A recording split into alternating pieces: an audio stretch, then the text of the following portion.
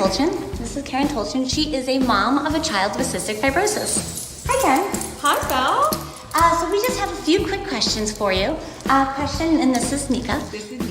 Question number one is, what is cystic fibrosis? Cystic fibrosis, or CF, is a congenital disease. It actually affects the cells in the body, the sodium channels through the cell membrane. And there are two systems that are most affected by it, and they are the lungs, the respiratory system, and the digestive system.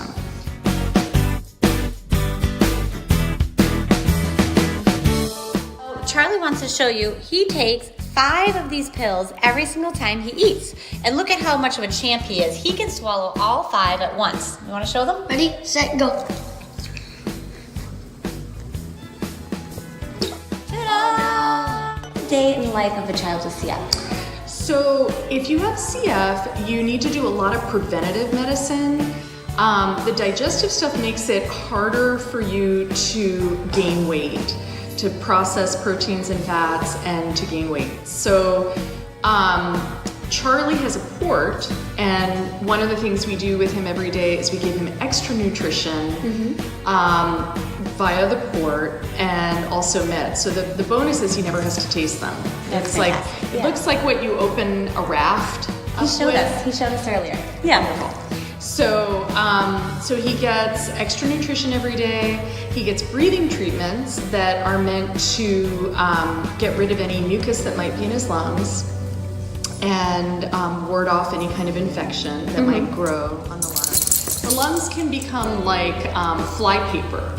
So if you and I caught a cold, we have cilia and moisture in our lungs that would move it off very quickly, but with CF, it's more tacky. Okay. And so, What's a good way to do it? Say.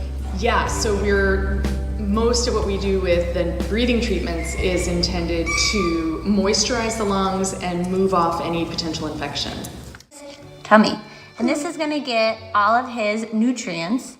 The important thing to know for teachers is that CF children have to wake up early to get all the preventative treatments done, so they can be tired. They have to do, Charlie's to do a shaky vest and his nebulized treatments both in the morning and at night. So we get up about 2.5 hours before we have to be in school.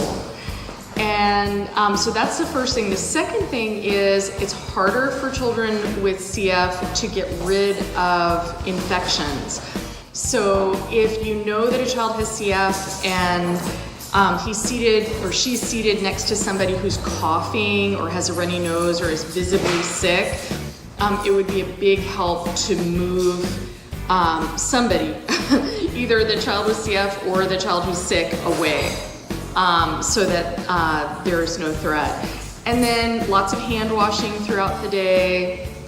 And then the only other really important thing is that with CF, if you have to go to the bathroom, you need to be able to go to the bathroom. So it might be more often than other kids, it might take longer than with other kids, but it's not a child trying to be defiant. It is a complicated kind of process, digestion. So, and should be able to eat and hydrate, drink throughout the day. Those are really, really important things for parents and teachers to look out for. Yes, that's excellent. And there's also the Creon, right? Yes, definitely. Before Charlie eats so much as a single cookie, he needs to have pancreatic enzymes to help him break down the fats and get the nutrients from his food. So he has an amazing school nurse, and Nurse Ray gives him Creon before, it's called Creon, before he eats his snack and his lunch. And she even actually does midday bolus to give him extra nutrition, which is really pretty remarkable. Wonderful. Now the last thing I heard that kids who have CF cannot be around other people who have CF.